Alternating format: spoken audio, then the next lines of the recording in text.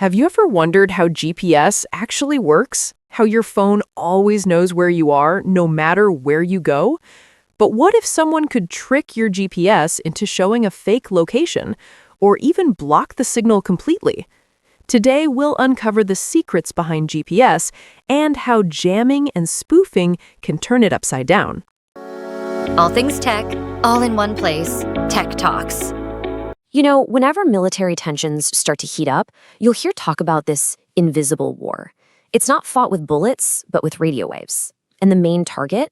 The GPS that pretty much all of us rely on every single day. We're talking about jamming and spoofing, and believe me, the fallout from this stuff is very, very real. So what's actually going on here?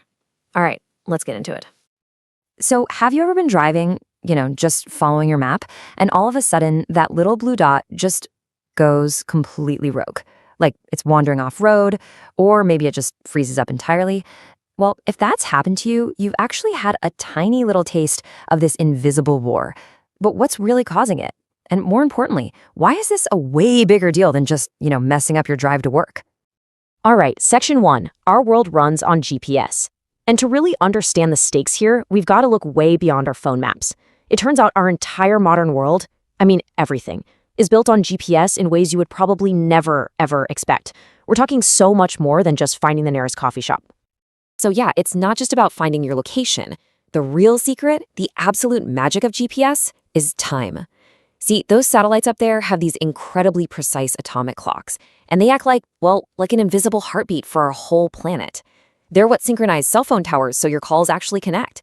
They're what timestamps stock market transactions down to the nanosecond. They help with precision agriculture, manage our traffic, even our energy grids.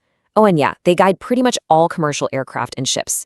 So think about it. A successful attack doesn't just get you lost. It could literally threaten our entire digital and physical world. Which brings us to our next section, a cosmic clockwork, how GPS works. So how does this whole network of satellites floating thousands of miles above our heads, how does it actually pinpoint our location with such mind-boggling accuracy?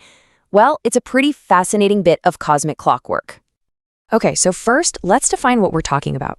The Global Positioning System, or GPS, is a network of satellites broadcasting these super precise timing signals that let a receiver figure out its location. But here's a fun fact. We all call it GPS, but that's really just the American system. Your phone is probably listening to a whole bunch of them, like Russia's GLONASS or Europe's Galileo.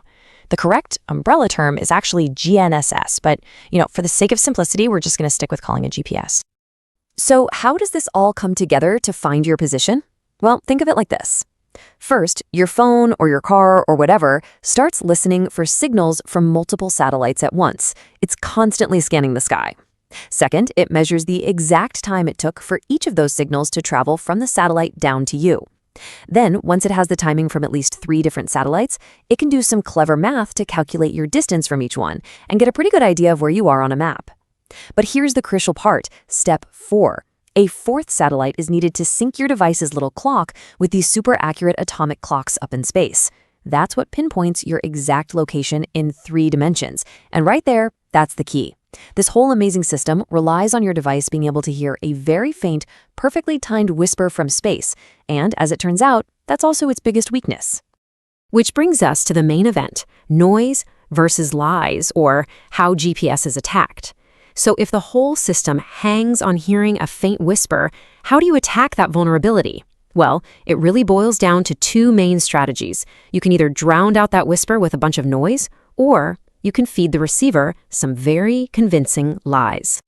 So let's break that down. On one side, you've got jamming. Think of this as the brute force sledgehammer approach. It just overwhelms your GPS receiver with a ton of radio noise, basically making it impossible for it to hear those faint satellite signals. It completely prevents it from calculating your location. It's relatively simple to do. On the other hand, you have spoofing. Now this is deception. It's much more surgical, way more complex. It doesn't just block the signal, it sends false but totally believable GPS signals. This causes your device to calculate an incorrect location. So here's the best way to think about it. Jamming makes you lost, but spoofing makes you confidently lost. And that is so much more dangerous. There's a really great analogy for this. It goes, it's like 2 people talking across a busy street. When loud trucks pass by, they can no longer hear each other. That's jamming. I mean, that's perfect, right? The satellites are whispering from 12,000 miles away, and your phone is straining to listen.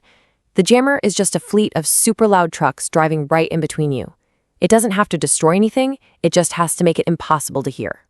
Now, spoofing, this is where electronic warfare gets really wild, almost like something out of a movie. By crafting these fake signals with incredible precision, an attacker can literally create a false reality for a GPS receiver. So, for instance, they can trick an autonomous drone into thinking it's flying way too high, which causes it to automatically descend right into their waiting hands. Or even scarier, they can slowly, subtly nudge a giant cargo ship off its course, just 1 degree at a time, so the crew doesn't even notice anything is wrong until they're miles off course and it's way, way too late. Okay, so if GPS is this vulnerable, then how in the world do we fight back against this stuff? This brings us to the final part of our story, the invisible signal war, and the defenses and countermeasures being developed. This is basically an invisible arms race between the attackers and the defenders. So the first countermeasure is actually pretty simple: directional antennas.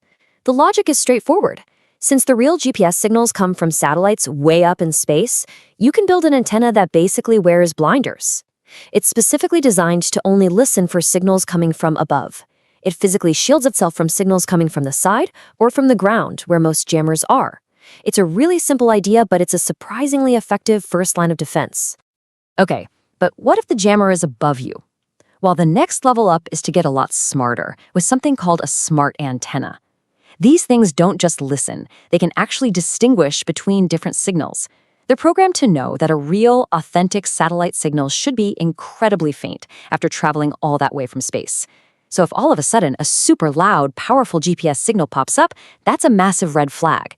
The smart antenna can immediately identify that as a probable jammer or spoofer, reject it, and then lock back onto the real, faint, authentic signals. It's basically finding that true whisper amidst all the noise. But of course, it never ends there, right? This is a constant cat-and-mouse game. For every single defense that's developed, a new attack is already in the works.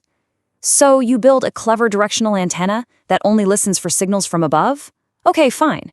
The attackers will just mount their jammers on drones and attack you from the sky.